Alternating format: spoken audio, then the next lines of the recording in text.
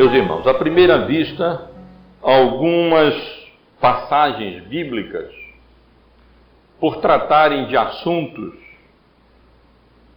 mais relacionados a um contexto antigo, podem parecer, até certo ponto, irrelevantes para o nosso contexto.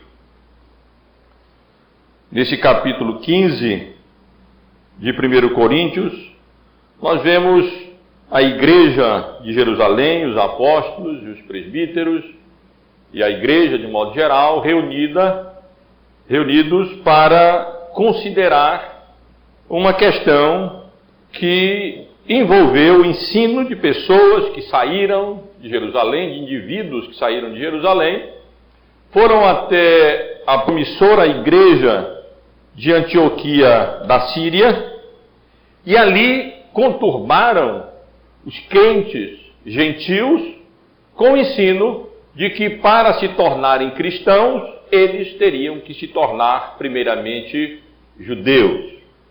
Isto é, que eles deveriam ser circuncidados, que eles deveriam observar as leis cerimoniais judaicas do Antigo Testamento, para assim somente poderem ser admitidos realmente na Igreja de Cristo como legítimos herdeiros das promessas de Deus e assim somente alcançarem a salvação da alma deles.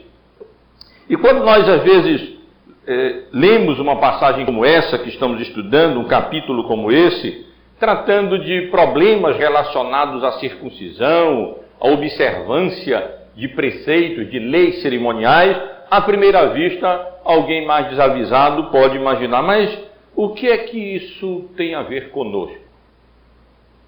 Qual a relevância disso no nosso contexto, quando hoje nós não temos mais esses problemas relacionados à circuncisão, quando não estamos mais naquele contexto em que a igreja primitiva se encontrava, quando estas coisas se tornaram um problema ali na vida da igreja. Mas, meus amados irmãos e irmãs, na verdade, todos esses assuntos contêm lições de valor perene para a igreja de Cristo e para a nossa vida. Aqui e ali, nós nos encontramos sendo obrigados a enfrentar problemas que têm por trás, encerram ou implicam nos mesmos princípios, nas mesmas questões que estavam sendo consideradas aqui. Eu penso que talvez para nós, paraenses, é até um pouco, num certo sentido, mais fácil entender uma parte, pelo menos, da relevância de uma porção como esta, que trata dessas exigências cerimoniais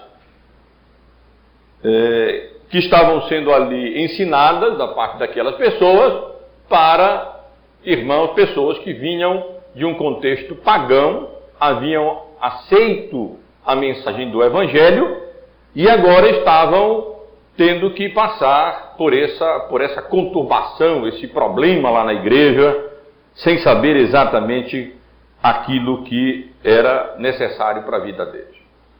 Os irmãos entendem muito bem o contexto, porque nós estamos estudando o livro em sequência, e os irmãos sabem muito bem qual é a natureza do problema que nós estamos considerando aqui. Irmãos, devem imaginar esse fato, as pessoas ali vindas do paganismo, afeiçoadas àquelas várias formas de cultos idólatras, que envolviam uma série de práticas idólatras e mesmo imorais envolvidas com os cultos pagãos. Eles se convertiam pelo anúncio do Evangelho, que demandava deles fé na obra expiatória de Cristo realizada na cruz do Calvário, e agora surgia esse problema todo de pessoas ensinando que eles deveriam não apenas crer, mas na salvação pela graça, mediante a fé, mas eles, se quisessem ser salvos, deveriam se submeter à circuncisão e deveriam observar as leis de Moisés. E os irmãos sabem o que aconteceu, lembram que Paulo e Barnabé, juntamente com outros irmãos, foram enviados até a igreja mãe de Jerusalém para levar o problema aos apóstolos e aos presbíteros da igreja de Jerusalém, para tratar dessa questão ali, porque afinal de contas aquelas pessoas que estavam ensinando essas coisas estavam argumentando que elas estavam ali da parte dos apóstolos, da parte da igreja de Jerusalém, e portanto com isso eles estavam, de certo modo, reivindicando uma comissão ou uma autoridade apostólica para o ensino que eles estavam transmitindo e que estava causando tanto problema e tanta dificuldade entre aqueles irmãos na igreja de Antioquia da Síria. Domingo passado, eu estive aqui considerando com os irmãos como a igreja se reuniu em Jerusalém, apóstolos, presbíteros, a igreja de um modo geral, e ali então a questão foi devidamente examinada. As pessoas se pronunciaram, manifestaram as suas opiniões sobre a questão, sobre o assunto, sobre o tema, e Lucas registra aqui os 3 pronunciamentos considerados mais relevantes para a deliberação do assunto. O pronunciamento de Pedro, que argumentou que era Deus mesmo quem estava conduzindo todas as coisas, ele mesmo o havia chamado, ele mesmo havia conduzido todas as coisas para que o evangelho fosse primeiramente anunciado aos gentios, lá na casa do centurião Cornélio, e argumenta que Deus não havia feito distinção nenhuma, purificando pela fé o coração daqueles gentios a quem ele havia anunciado o evangelho, não pela observância de ritos cerimoniais judaicos, mas exclusivamente pela graça de Deus mediante a fé na obra expiatória do Senhor Jesus Cristo. No versículo 11 do capítulo 5, o apóstolo Pedro assevera que cremos que fomos salvos pela graça do Senhor Jesus, como também aqueles o foram. Ele aqui ensina que a salvação é apenas pela graça de Deus mediante a fé, tanto para gentios como para judeus. Paulo e Barnabé se pronunciaram rapidamente, relatando aquilo que Deus havia feito e os milagres que Deus havia feito, autenticando a obra missionária deles. E então, Tiago, o irmão do Senhor Jesus Cristo, líder entre os presbíteros da igreja de Jerusalém, é utilizado por Deus para trazer uma sugestão que seria adotada pelo concílio, pelos líderes ali na igreja de Jerusalém, e a questão, então, pela graça de Deus, seria resolvida.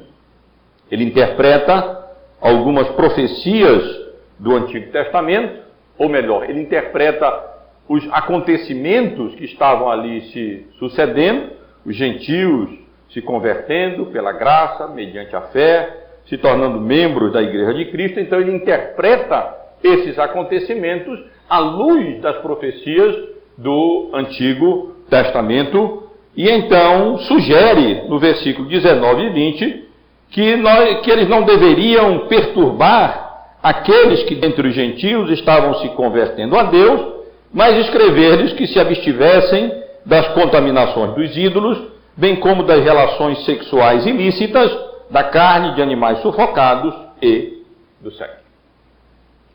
A porção que temos hoje diante de nós, irmãos, verso 22 até o versículo 30, é uma descrição da decisão do Concílio de Jerusalém. O que nós temos aqui é a referência que Lucas faz sobre uma carta que foi produzida pelo concílio e enviada à igreja de Antioquia, da Síria, bem como a província geral da Síria e outras regiões ali próximas, com o propósito de solucionar aquele problema, retirar aquele entrave, aquele empecilho, para que a obra missionária e evangelística pudesse ser levada avante e assim o reino de Deus continuasse a sua marcha até aos confins da terra através do testemunho apostólico. Os irmãos sabem que aqui e ali grupos se reúnem em uma determinada cidade para tratar de determinados assuntos e no final da reunião esses grupos produzem uma carta. Carta não sei da onde, carta não sei da onde, carta não sei da onde. Pois aqui nós temos a Carta de Jerusalém. Nós temos as resoluções, as decisões sabiamente tomadas pela direção do Espírito Santo de Deus, explicitamente declarada nessa porção, e que de fato representa e nos ensina como é que nós devemos tratar desses problemas, dessas questões, e nos adverte para problemas que nós também, muitas vezes, enfrentamos no nosso contexto. Eu quero chamar a atenção dos irmãos para o texto e considerar nessa porção, do versículo 22 ao versículo 35, o seguinte, observe. No versículo 22, os portadores da Carta de Jerusalém.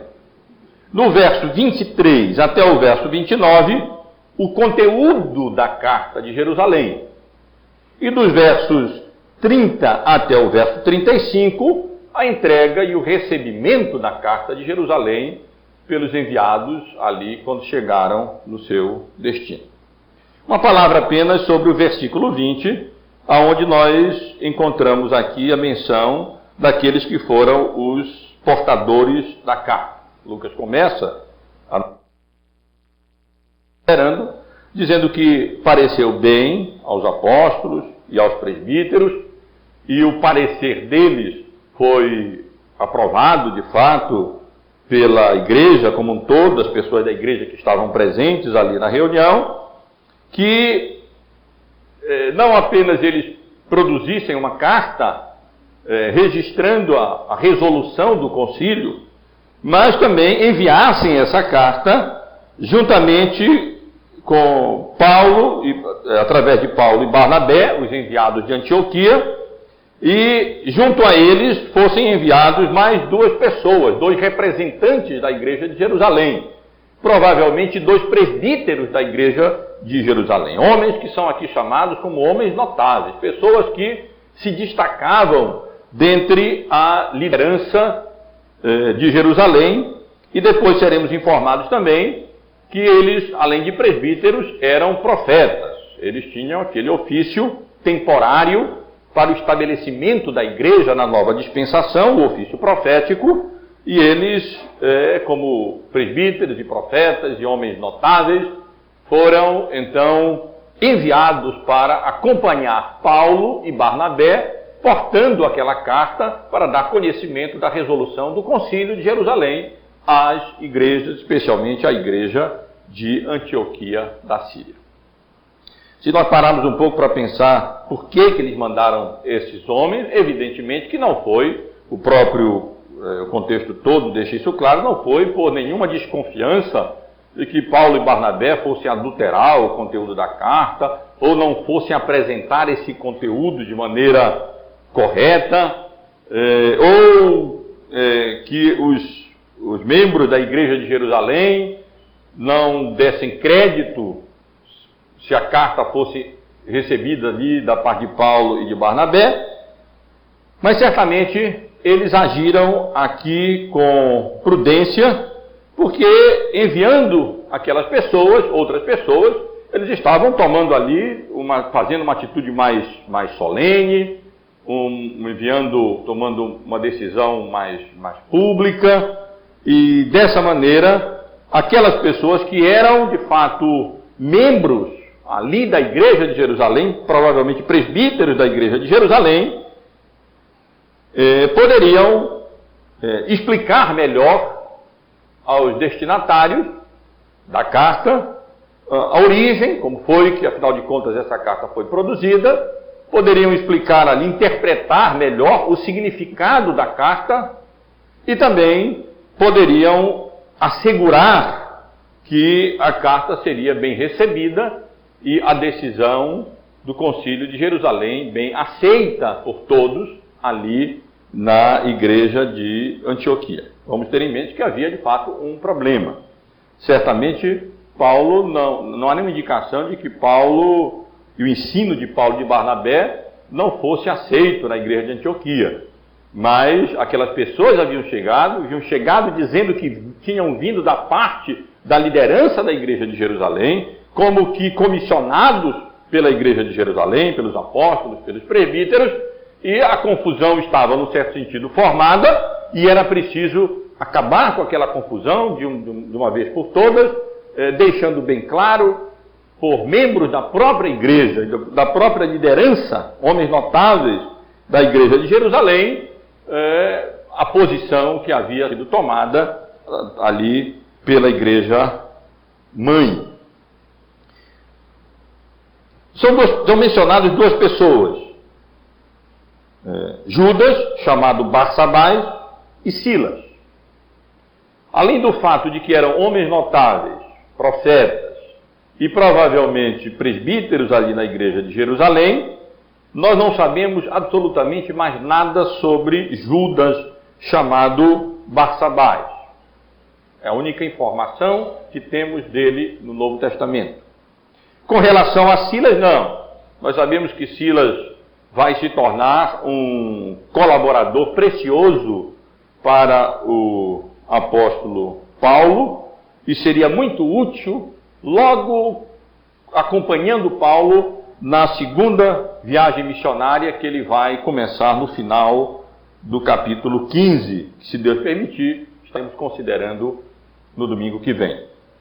Então, irmão, dentre as decisões tomadas pela igreja de Jerusalém, teve a decisão de, portanto, escrever uma carta, redigir uma carta, e então enviar essa carta por Paulo, Barnabé, representante da igreja de Antioquia, acompanhado de mais duas pessoas, representantes da igreja de Jerusalém, para comunicar a decisão à igreja de Antioquia, na esperança de assim, pela graça de Deus, ver resolvido aquele problema que estava conturbando a igreja, perturbando especialmente a paz daqueles que haviam sido salvos pela graça, pela misericórdia de Deus mediante a fé somente, e que estavam agora sendo ensinados que isso não bastava, que eles teriam também que ser circuncidados e observar as leis de Moisés, se é que eles de fato quisessem ser salvos. A partir do versículo 23, como eu mencionei, até o versículo 29, é a seção mais importante do texto, em que Lucas resume o conteúdo da carta enviada pela igreja, pelo Concílio de Jerusalém. Versículo 23 menciona escrevendo por mãos deles, e aí então começa a carta propriamente dita. Não sabemos se é um registro, uma transcrição na íntegra de tudo o que foi escrito, ou se é apenas um resumo que Lucas fornece, mas aqui está o conteúdo da carta e vai até o final do versículo 28. O que é que a carta contém?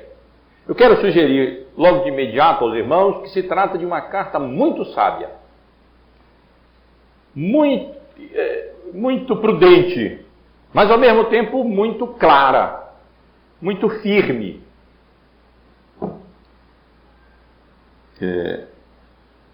A carta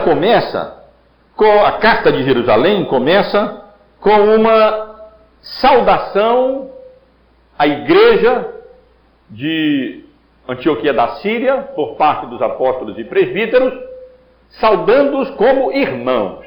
Esse é muito significativo, é tão significativo, que no versículo 23 contém um registro duplo da palavra, escrevendo por mão deles, os irmãos, tanto os apóstolos como os presbíteros, aos irmãos de entre os gentios em Antioquia, Síria e Cilícia, saudações.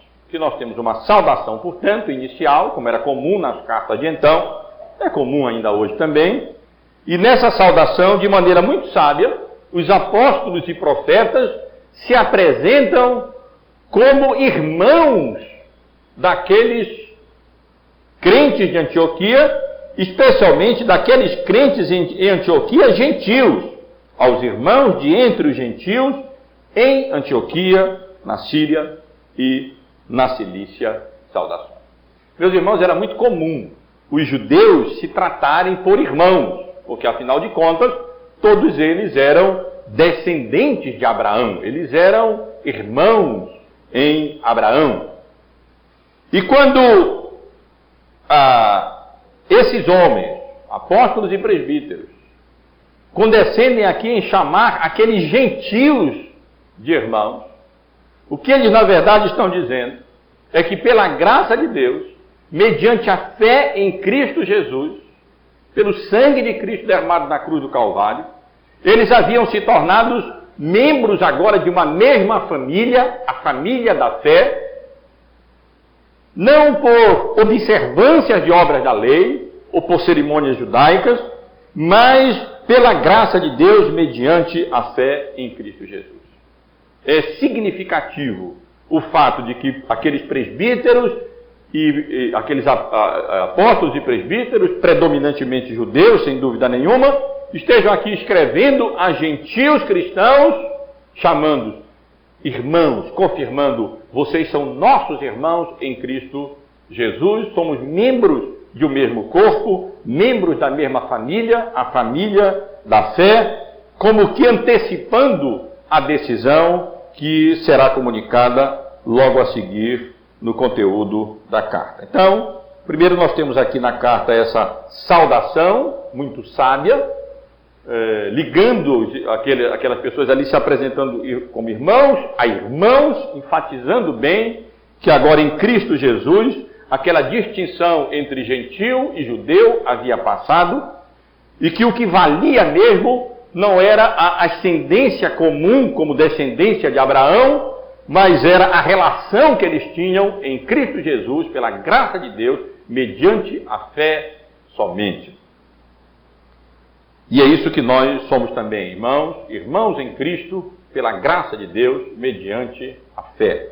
O que vale mais não são as nossas relações, não é a nossa cidadania terrena, e o que vale mais não são as nossas relações familiares, mas o que vale mais é a nossa relação como irmãos em Cristo, pela graça de Deus, mediante a fé em Cristo Jesus.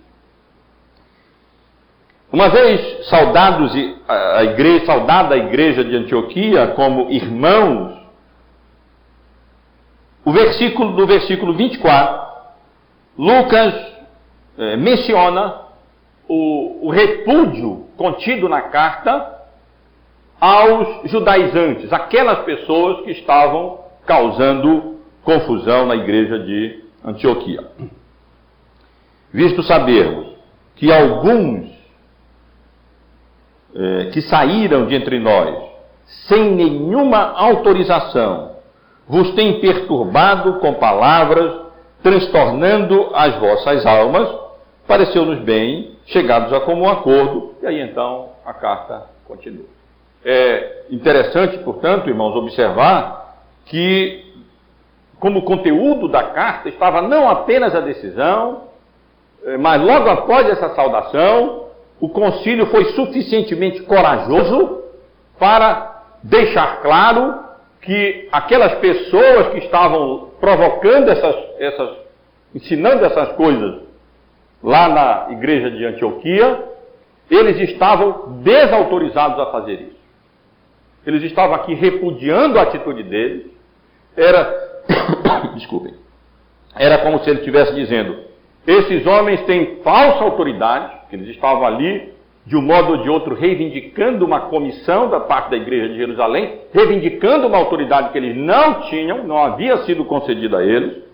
Eles, portanto, tinham uma falsa autoridade, um falso ensino. Eles não estavam ensinando aquilo que deveria ser ensinado e que corresponde à realidade através da qual uma pessoa pagã é inserida como membro da Igreja de Cristo, como descendentes espirituais de Abraão pela fé e não pela carne, sugerindo todas aquelas imposições àquelas pessoas convertidas. E também eles ressaltam as consequências negativas desse uso indevido de uma autoridade que eles não tinham para ensinar coisas que não deviam, e o resultado disso nunca é diferente: confusão, perturbação, conturbação na igreja. Eu confesso aos irmãos que lendo a carta, estudando a carta, acompanhando o livro de Atos, e aqui acompanhando esse capítulo, essa decisão toda, conhecendo o contexto, o pano de fundo mesmo de Tiago, de Pedro, daqueles judeus ali em Jerusalém, eu esperaria, ou eu temeria, que da parte do concílio tivesse uma decisão fraca, que eles não tivessem a coragem de repreender de fato aquilo que devia ser repreendido. Mas isso não acontece, meus irmãos.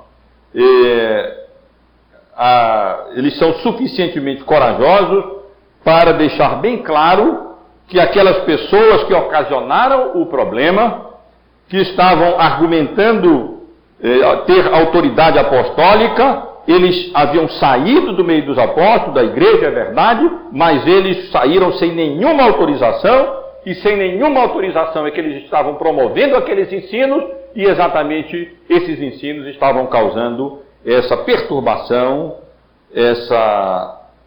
transtornando a alma, a vida daqueles irmãos crentes que haviam vindo do paganismo e haviam se convertido pela graça de Deus mediante a fé em Cristo somente.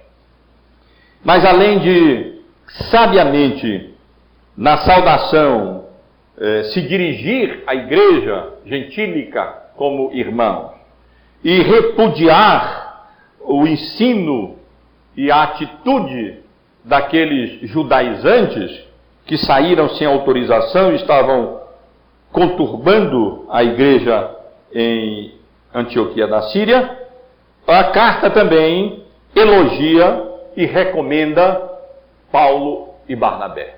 De maneira muito afetiva, na verdade, a carta se refere a Barnabé e Paulo, a partir do verso 25, pareceu-nos bem, chegados a pleno acordo, ou seja, de maneira unânime, escolher homens e enviá-los a vós outros com os nossos amados Paulo e Barnabé. Eu acho que isso aí já bastava tudo, já bastava até certo ponto. Os irmãos lembram que o embate depois acabou sendo entre aquelas pessoas que estavam reivindicando uma autoridade que eles não tinham, ensinando coisas que não deviam, provocando confusão e problema na igreja, e Paulo e Barnabé, que de fato os confrontaram e discutiram com ele, debateram com eles, porque eles não podiam aceitar que a grande doutrina da salvação pela graça mediante a fé somente fosse deturpada com o acréscimo da necessidade de circuncisão e de cumprimento de cerimônias que haviam já passado e se tornado obsoletas no seu significado agora na igreja, nessa nova dispensação do Evangelho. Mas eles não apenas, o concílio na carta não apenas chama Paulo e Barnabé de amados, mas eles também os recomendam no versículo 26, dizendo que são homens que têm exposto a vida pelo nome do nosso Senhor Jesus Cristo. É possível que a nossa tradução esteja um pouquinho exagerada, não é?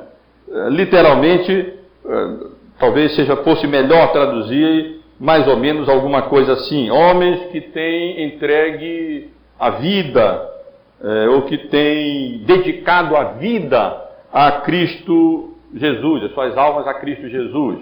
Mas, diante de todo o contexto de provação, de privação, de risco mesmo, de Paulo quase morrendo, é compreensível traduzir dessa maneira, como ressaltando o fato que aquelas pessoas, Paulo e Barnabé, eram tão fiéis a Cristo, ministros de Cristo, que haviam se dedicado, se separado mesmo para esse trabalho de evangelização, de obra missionária, de anunciar o Evangelho pela graça de Deus, e haviam se dedicado inteiramente a essa tarefa, como de fato eles vinham realizando e continuarão a realizar. Portanto, na carta nós temos não apenas uma saudação muito apropriada, tratando de irmãos, nós temos não apenas uma clara rejeição, um claro repúdio à atitude daquelas pessoas que saíram de Jerusalém, estavam causando confusão ali, e ao ensino delas, é claro, mas também contém uma recomendação, elogio aos amados Paulo e Barnabé e Paulo, em reconhecimento à obra que Deus estava fazendo através deles, como instrumentos da graça de Deus para a salvação dos gentios e assim para a promoção do reino de Deus através do testemunho evangélico, apostólico, para que o evangelho alcançasse os confins da terra.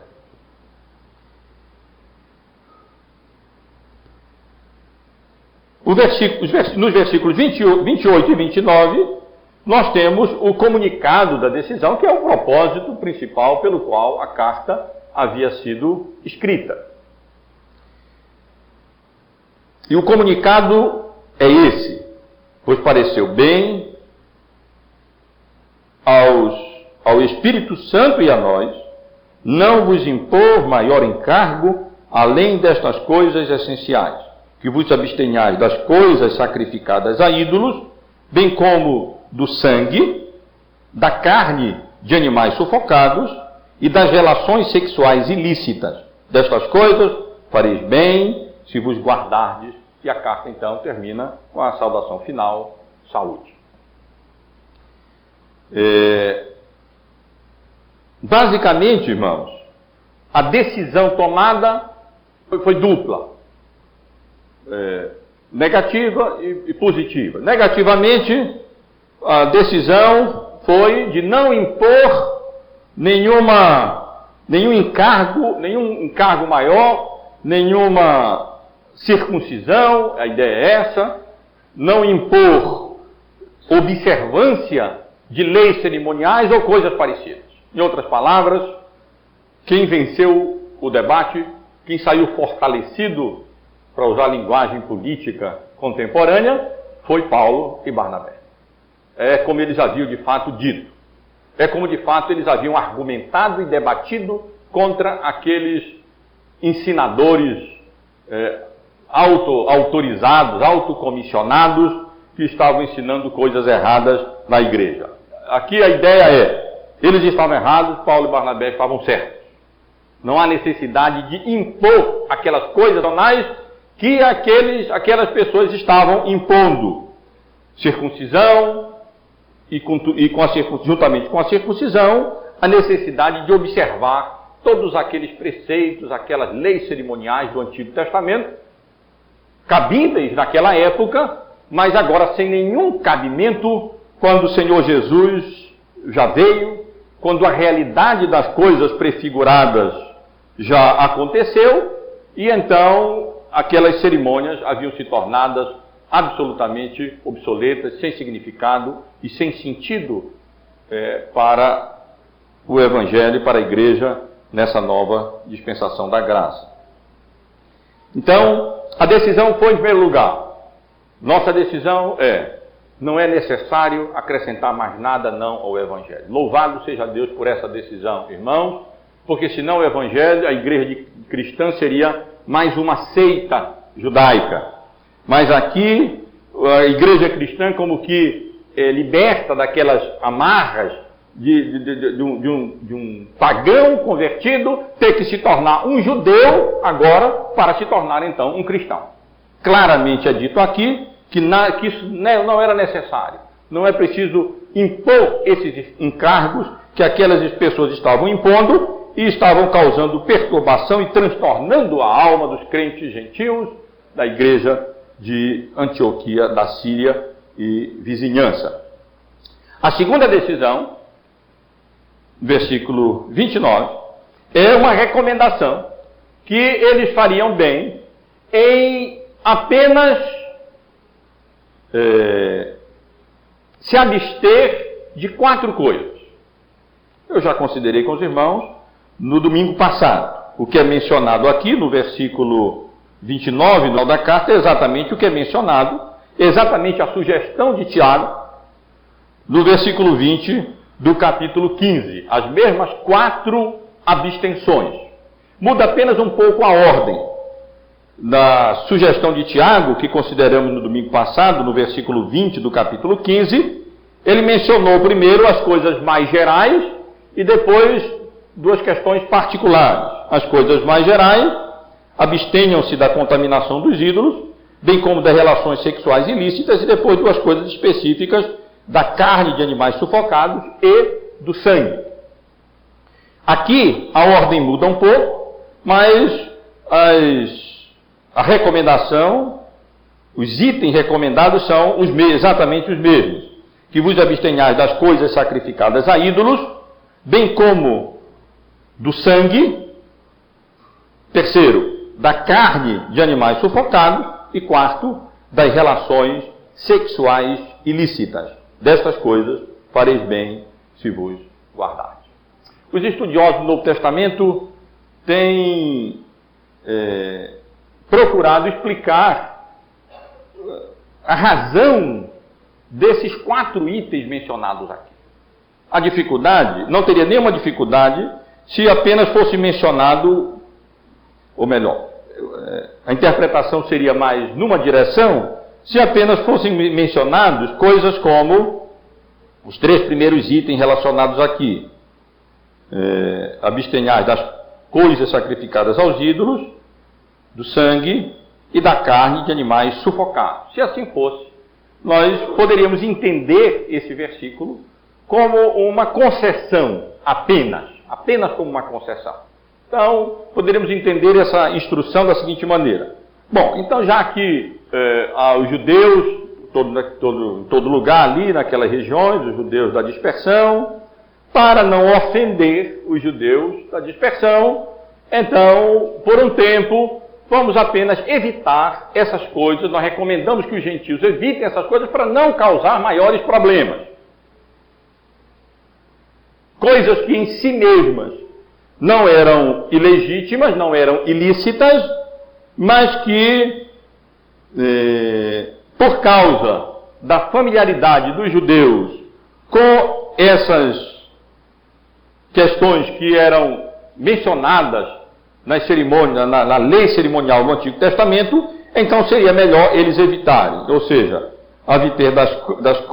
evitar as coisas sacrificadas a ídolos, as comidas, bem como do sangue e também da carne de animais sufocados. Mas o problema é que, além desses 3 itens, nós temos um outro item, que é as relações sexuais ilícitas. E as relações sexuais ilícitas não eram leis cerimoniais. Aqui nós temos em vista uma questão moral mesmo, relação sexual ilícita. Há pessoas que tentam explicar mesmo isso apenas em termos à luz do contexto das exigências cerimoniais no livro de Levítico. Mas parece que o melhor entendimento, irmãos, da razão de porquê dessa concessão dessas 4 coisas, é que aqui o concílio tinha em vistas a situação peculiar daqueles gentios ali, pagãos naquela época. Deixa eu tentar explicar um pouco mais. É bem provável que essas coisas tenham sido relacionadas aqui, porque, na verdade, não apenas algumas delas, ou elas todas, estejam incluídas no Antigo Testamento, mas porque esses eram problemas que os pagãos enfrentavam quando eles estavam se convertendo agora ao cristianismo. Se os irmãos forem ler um pouco sobre os cultos pagãos na época, eles eram caracterizados por essas coisas mencionadas aqui. Aqueles pagãos que estavam se convertendo, eles anteriormente, no culto pagão que eles ofereciam aos ídolos, eles ofereciam carnes sacrificadas a ídolos, eles derramavam sangue e até bebiam aquele sangue com a ideia de terem, de alguma maneira, os poderes daquela vítima que estava sendo oferecida em sacrifício.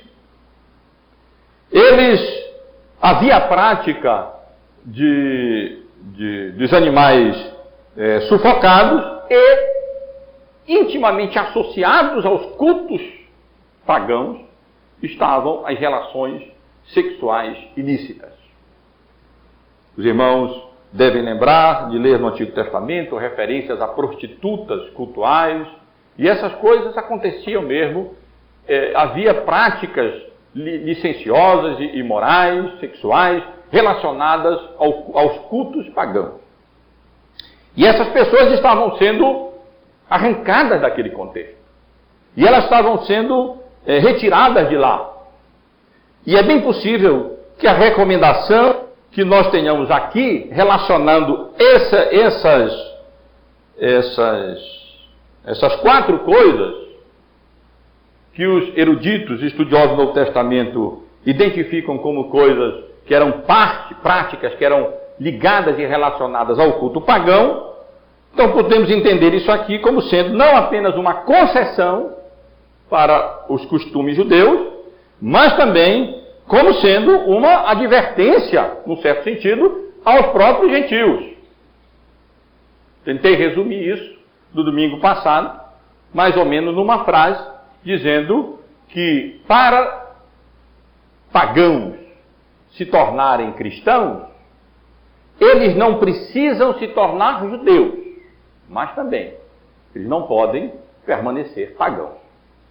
Eles não podem permanecer associados às práticas próprias e típicas do paganismo.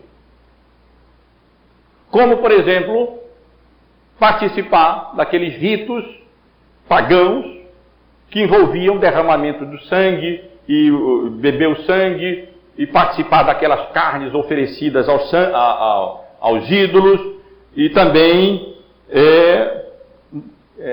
aquelas relações sexuais próprias, pagãs, dos cultos idólatras. Então, nesse sentido, nós podemos entender isso não apenas como uma concessão para não ofender os gentios por causa das práticas dos judeus por causa das práticas dos judeus, mas como, na verdade, uma advertência aos gentios, dizendo: é verdade, não é preciso vocês se tornarem judeus, serem circuncidados e observarem a lei e as cerimônias judaicas para se tornarem cristãos. Mas também vocês não podem permanecer associados às práticas pagãs que, por sua vez, ofenderiam os judeus, porque para eles essas coisas eram absolutamente proibidas. Meus irmãos, se os irmãos forem ler as cartas do apóstolo Paulo, os irmãos vão encontrar o apóstolo Paulo tratando dessa questão. Talvez fosse interessante os irmãos abrirem a Bíblia em 1 Coríntios, no capítulo 8, porque aqui o apóstolo Paulo está tratando de uma questão que, penso, vai se tornar familiar aos irmãos à luz do texto que nós estamos estudando. Observem que no capítulo 8 da primeira carta à igreja de Corinto, o apóstolo Paulo escreve, olhem a partir do primeiro versículo, dizendo: no que se refere às coisas sacrificadas a ídolos, reconhecemos que todos somos senhores do saber. O saber ensoberbece, mas o amor edifica. Se alguém julga saber alguma coisa, com efeito não aprendeu ainda como convém saber. Mas se alguém ama a Deus, esse é conhecido por ele. No tocante a comidas sacrificadas a ídolos, sabemos que o ídolo de si mesmo nada é no mundo, e que não há senão um só Deus. Porque ainda que há também alguns que se chamam deuses, quer no céu ou sobre a terra, como há muitos deuses e muitos senhores, todavia para nós há um só Deus, o Pai, de quem são todas as coisas e para quem existimos. E um só Senhor Jesus Cristo, pelo qual são todas as coisas, e nós também por ele. Entretanto, não há esse conhecimento em todos, porque alguns, por efeito de familiaridade até agora com o ídolo, ainda comem dessas coisas como a ele sacrificadas, e a consciência deste, por ser fraca, vem a contaminar-se. Não é a comida que nos recomendará a Deus, pois nada perderemos se não comer, e nada ganharemos se comermos. Vede, porém, que esta vossa liberdade não venha de algum modo a ser tropeço para os fracos. Porque se alguém te vir a ti, que és dotado de saber, a mesa em tempo de ídolo, não será a consciência do que é fraco induzida a participar de comidas sacrificadas a ídolos? Podemos parar por aqui. Os irmãos percebem o problema que havia ali na igreja primitiva? E Paulo está escrevendo não a pagãos, a gentios, mas ele está a incrédulos, mas ele está escrevendo a crentes, e ele está exatamente tratando de um problema que era real ali na igreja. O problema era tão sério que no capítulo 10 da mesma carta, observem, de 1 Coríntios, o apóstolo Paulo continua tratando dessa questão. A partir do versículo 14 do capítulo 10 da primeira carta à igreja de Corinto, Paulo diz assim: portanto, meus amados, fugi da idolatria. Falo como a criteriosos, julgai vós mesmos o que digo. Porventura o cálice da bênção que abençoamos não é a comunhão do sangue de Cristo? O pão que participamos não é a comunhão do corpo de Cristo? Porque nós, embora muitos, somos unicamente um pão, um só corpo, porque todos participamos do único pão. Considerai a Israel segundo a carne. Não é certo que aqueles que se alimentam dos sacrifícios são participantes do altar? Que digo, pois, que o sacrifício ao ídolo é alguma coisa? Ou que o próprio ídolo tem algum valor? Não. Antes digo que as coisas que eles sacrificam é a demônios que as sacrificam e não a Deus. E eu não quero que vos torneis associados aos demônios. Não podeis beber o cálice do Senhor e o cálice dos demônios. Não podeis ser participantes da mesa do Senhor e da mesa dos demônios. Podemos parar por aqui. Meus irmãos, esses textos claramente nos indicam que havia um problema na igreja primitiva, é que pagãos estavam se convertendo ao Evangelho, mas eles alguns ainda tinham dificuldade de deixar determinadas práticas comuns à vida social ligada ao paganismo, assim como os judeus. Agora, convertidos a Cristo, tinham dificuldade de entender que aquelas práticas comuns judaicas, cerimoniais judaicas, que faziam tão parte da cultura mesmo judaica, agora não era mais necessária. Também, da parte dos gentios, era difícil eles se absterem de tudo aquilo que o paganismo envolvia na vida social e na vida cultural. Eu disse no início que para nós paraenses é mais fácil entender a relevância desse texto. Imaginem, um católico estão acostumados a ir lá no Sírio a comer e beber na Banca da Santa. Não sei se ainda tem a Banca da Santa, lá em Nazaré, faz parte lá de coisa. Estão familiarizados com aquelas refeições, aquelas coisas todas ali que fazem parte desse culto que na verdade é culto idólatra, e então se convertem e depois surge a questão: e aí? Será que não tem problema da gente continuar indo fazer um almoço na época, em outubro, na Banca da Santa, para comer uma maniçoba, um pato no tucupi, ou coisa parecida lá na Banca da Santa? É um problema mais próximo de nós ou não é? E é mais ou menos a relação existe entre essa nossa realidade e a realidade que nós encontramos mencionada aqui. O ensino do apóstolo Paulo, nas suas cartas, nós sabemos, nós temos o conhecimento que o ídolo não é nada, que a santa não é nada, que essas coisas não são nada, elas não têm valor nenhum. Na verdade, quem oferece sacrifícios a ídolos, está oferecendo sacrifícios, é demônio. Isso não é culto de Deus, isso é culto demoníaco. Isso não é coisa do Evangelho, isso não é coisa de Deus. No entanto, portanto, isso não tem valor, e portanto nós temos uma liberdade. E em casa eu posso comer lá meu pato no tucupi, essas coisas, e não vai ter nenhuma relevância maior. No entanto, é preciso nós termos cuidado. Porque essa liberdade que nós temos em Cristo, esse conhecimento de que o ídolo não é nada, não tem significado nenhum, e que uma comida em si não está contaminada em si, simplesmente porque tem alguma coisa relacionada ao Sírio de Nazaré, ou alguma coisa dessa natureza. Por outro lado, é preciso a gente ter cuidado, para que no uso dessa nossa liberdade, nós não estejamos causando dano àqueles irmãos que saíram do paganismo. Vamos imaginar essa cena aqui nossa. Saíram do catolicismo e que se converteram recentemente, mas ainda tem todo esse costume, toda aquela prática de estarem comendo aquelas comidas como que relacionadas ao Sírio, e aí então eles serem de alguma maneira encorajados pela nossa participação.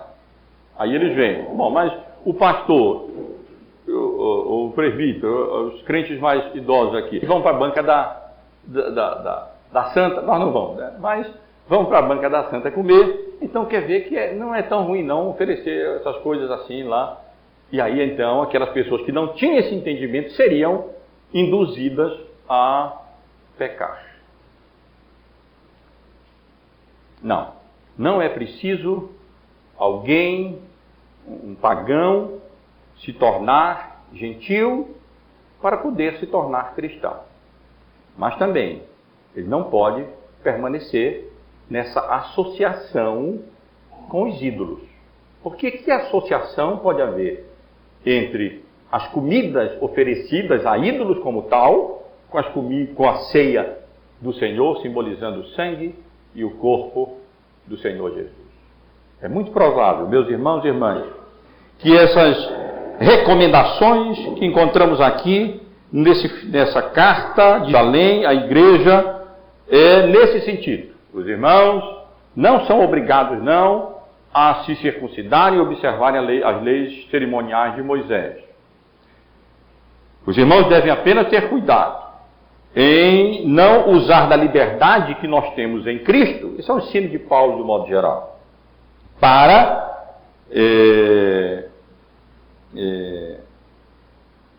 permanecerem relacionados de maneira indevida com essas coisas próprias do culto pagão, sangue, comidas sacrificadas a ídolos, relações sexuais relacionadas a essas coisas, e então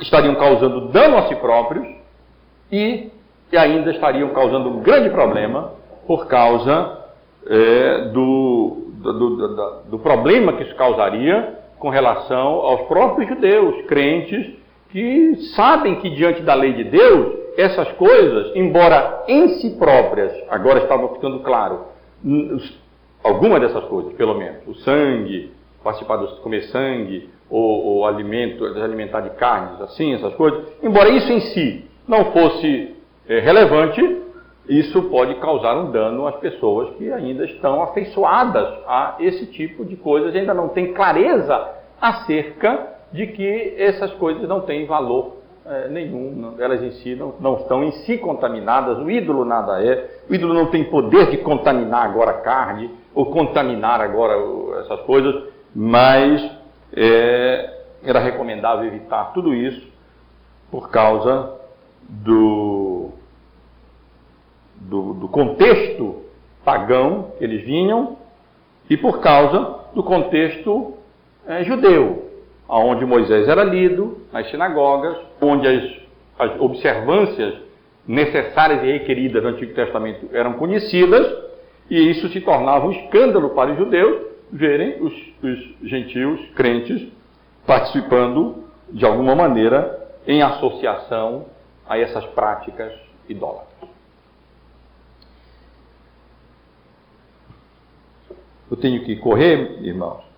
No versículo 30 até o versículo 36, só para finalizar, o que nós encontramos é um registro da entrega da carta pelos representantes das igrejas lá na igreja de Antioquia da Síria. Eles não perderam tempo. A comissão indicada para levar a carta imediatamente partiu para Antioquia. Chegando lá, imediatamente reuniu a igreja, então logo isso foi possível, e a carta então foi lida, e realmente essas observâncias foram perfeitamente bem entendidas, tanto que eles se alegraram, não ficaram nem um pouco ofendidos, eles se alegraram e perceberam que de fato as coisas deveriam ser assim, que não caberia mais qualquer tipo de associação com os ídolos, e aí eles deveriam mesmo condescender para com os judeus, que já tinham toda aquela cultura contrária a algumas dessas práticas que em si mesmas não tinham mal, mas nesse contexto todo, pagão por um lado e gentil por outro, podia ser mal sim, e então eles se alegraram grandemente com a decisão tomada. Eles não precisavam se tornar judeus para se tornarem cristãos, e tudo bem, eles podiam entender isso. É claro que nós não podemos permanecer pagãos, é claro que nós não podemos permanecer associados a essas coisas, e não vamos usar da nossa liberdade cristã de maneira indevida para causar dano a outros ou até causar danos a nós próprios. E diz também o texto, irmãos, que Judas e Silas, que também eram profetas, consolaram os irmãos com muitos conselhos, fortaleceram os irmãos, animaram os irmãos, encorajaram ali a igreja. Podemos imaginá-los ali dizendo: meus irmãos, essa foi a decisão, de fato vocês estão livres dessas exigências de cumprimento das leis cerimoniais, de circuncisão, não é preciso não vocês se tornarem judeus, vocês apenas são salvos pela graça de Deus mediante a fé, como na verdade nós também somos judeus, salvos pela graça de Deus mediante a fé em Cristo. Apenas tenham cuidado em não se associarem de maneira indevida com essas práticas pagãs, até porque para os judeus que estão aí nas sinagogas, crentes nossos que se converteram, vão ter grande dificuldade com relação a essas coisas, e algumas delas eram ilícitas mesmo, e não deveriam ser praticadas em nenhum tipo de contexto, e meus irmãos, eles se alegraram grandemente com a decisão tomada. Permaneceram ali alguns dias, depois então voltaram, foram recomendados em paz, os dois representantes da igreja de Jerusalém. Eu não vou poder me deter no versículo 34, há muita dúvida se esse verso 34, ele de fato faz parte do cânon bíblico. Os irmãos perceberam, ele está entre colchetes. E ele está entre colchetes porque, se os irmãos forem verificar os manuscritos bíblicos, milhares de manuscritos bíblicos, numa enorme parte esse texto está presente, numa outra parte enorme também não está presente. O testemunho manuscritológico dos manuscritos do Novo Testamento são divididos.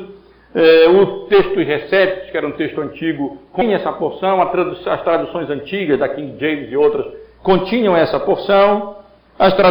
Algumas traduções mais novas duvidam que ela de fato seja real. É difícil, essa é uma das poucas passagens que é difícil a gente de fato definir, Pode muito bem ser que esse versículo tenha sido, esse trecho aqui tenha sido incluído apenas posteriormente por algum escriba e depois passou a ser copiado apenas para explicar por que Silas depois vai ser companheiro de Paulo, se Silas e Judas saíram agora, voltaram para Jerusalém. Mas não tinha nenhum empecilho deles irem para Jerusalém.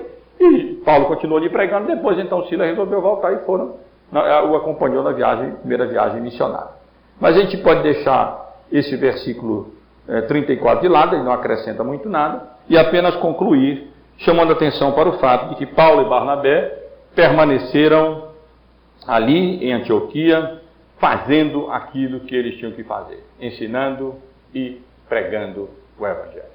Era isso que eles deveriam fazer, era isso que eles estavam fazendo, tiveram que interromper esse ministério para tratar desse problema, que era urgente e necessário para o bem da igreja, mas ali estavam eles em Antioquia ensinando e pregando juntamente com outros ministros, ou não precisamos entender que era um ministro, porque a palavra aqui traduzida por pregando não é o termo técnico para pregar, mas um termo que deveria ser melhor traduzido como anunciando o Evangelho. E anunciar o Evangelho é coisa que compete a todos nós fazer informalmente, sempre que Deus nos dá a oportunidade para.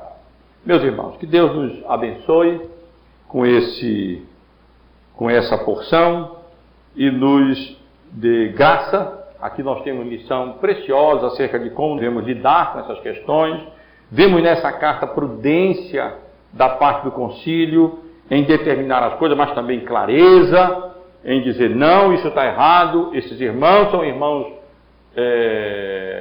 louváveis, dignos, Paulo e Barnabé, esses outros não, eles estão trazendo confusão, dizem que saíram do nosso meio, mas não saíram, sem autorização é que eles estão fazendo essas coisas, e por isso a confusão estava formada ali na igreja de Antioquia.